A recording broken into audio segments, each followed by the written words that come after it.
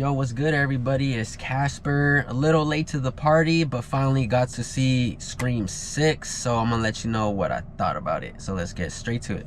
So Scream 6 is a 2023 film. It's rated R and it's 2 hours and 2 minutes. Directed by Matt Bettinelli Oakland and Tyler Gillett. Starred by Courtney Cox, Melissa Barrera, Jenny Ortega, Jasmine Savoy, Mason Gooding, Dermot Mulrooney, Jack Champion, Leanna Liberato, Samara Weaving. Scream 6 is about the 4 survivors from Woodsboro, and new characters are introduced in this movie. The survivors are trying to start fresh in New York City, and they think they're gonna start fresh. Ghostface ends up coming back with the phone calls. The beginning kill was really dope, how we saw someone going on a date and then end up getting killed really fast. Killing and the blood and the stabbings in that scene was actually really good, and it was very fast. They're stepping it up, just more action with that, and I really liked the beginning scene, and the Ghostface reveal right away was trippy. I was like, wow, I was very impressed that they had the Ghostface reveal right away in the beginning. So the first killing,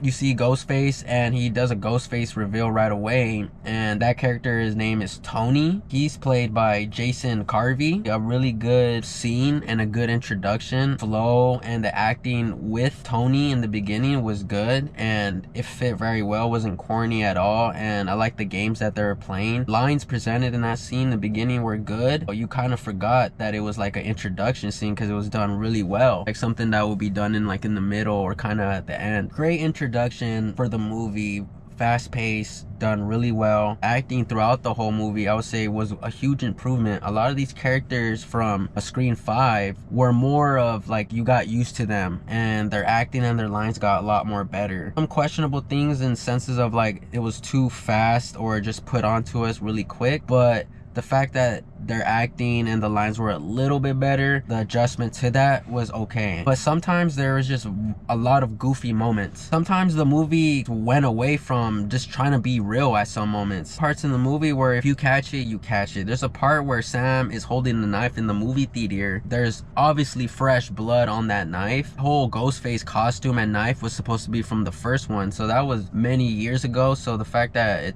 she's holding a knife with fresh blood, that was kind of weird. There's a lot of stabbing moments in here, good ones and some questionable ones as well. The stabbing in here, good camera direction for showing those kills, and I appreciate that. It had that horror slasher feel instead of like if you were watching it from far and you saw those stabbings, you're like, yo, this dude is insane. Some of the stabbings were kind of questionable as well. You would think the character is gonna die from getting stabbed so much, but they end up surviving. Really like the camera high def look and the direction on what they were doing. There was some really good angles that they were choosing in this movie, and I appreciate the quality and good frame work of the camera. For example, of like how the camera's positioned to see the mask in almost every scene, that the camera didn't really shy away from just hiding him. There's really good creative moments where the characters just doing their thing and you see Ghostface in the background, and it was good placement with the camera. The best actress for me in this movie was Jenna Ortega. I really feel that her acting seemed more valuable in this movie, and it seemed more improved since the last one. She seemed very comfortable on presenting those feelings when she was acting with Sam, her sister, in the movie. Props to the other characters too, because they felt more likable in this movie. The action scenes in this movie were really good and sometimes even creative. Thought the subway scene was a good feel for that movie. That scene brought anticipation because there was a lot of Ghostface in that subway. This movie tries to confuse you and tries to make you think if you're thinking this way, you know, it's actually that way. The scene where Sam and her sister go into the liquor store, I knew that was from the trailer. That's one thing I noticed. Gail in this movie, I feel like the writing could have been a little bit better for her. I feel like her position in the movie should have been handled like more badass in the film. Her performance was good, but I feel like her writing and how the other characters were treating her, basically just trying to kick her to the side. Wish they gave her Gail a little bit more of a badass role, but she did have her moments in here where she was not fucking around. Like how this movie involved the other Scream movies. I did like the look of the theater museum. I thought that was enjoyable. I feel like if you were on set, all that would have looked dope. How they did the face reveal in there was a little awkward because you would think that the ghost face who's making all this happen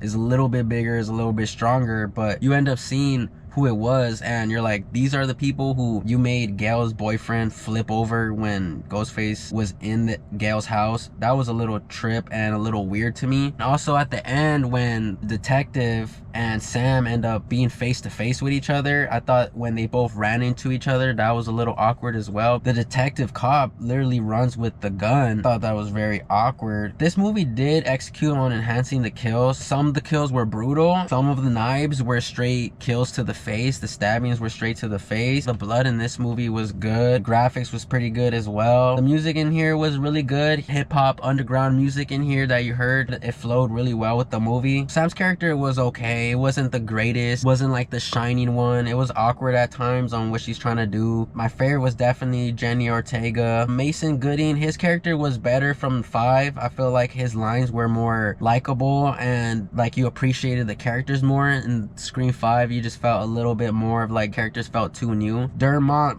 Mulroney, who plays the detective, his acting was a little bit too obvious. The way he talked to Sam and the sister, voice was a little bit too deep. I feel like his lines were too predictable. He was just trying to play a cop that didn't know anything, but you can tell with his facial expressions, you can tell with his vibe, like with his voice, it was too obvious. Some of the choices on his line delivery was definitely questionable. Danny, who is Sam's boyfriend, whole family doesn't know that he's seen Sam, and Sam's family doesn't know that he's seen her, but they have an idea, or seen him, and they have an idea. But his acting was cool. He came through at times, and he was that quick character that showed up whenever these other characters needed help. Overall, the movie was cool. It was fun. The kills were definitely a little bit more better. Flo was trying to be fast to get you really attached, but questionable lines. I enjoyed it for what it was. So those are my overall thoughts of the movie. I'm gonna link my brother Fro Thizzle Reviews Scream 6 review right here, also in the description down below. You can see what he thought about the movie. This video is just basically my thoughts on what I saw. Left it as a performance movie. After watching Scream 6 out of 10, I'm gonna have to give it a 8 out of 10. So that's my movie review for the movie Scream 6. Shout out to you guys for tuning into the video. Thank you guys for watching, and we'll see you guys on the next one.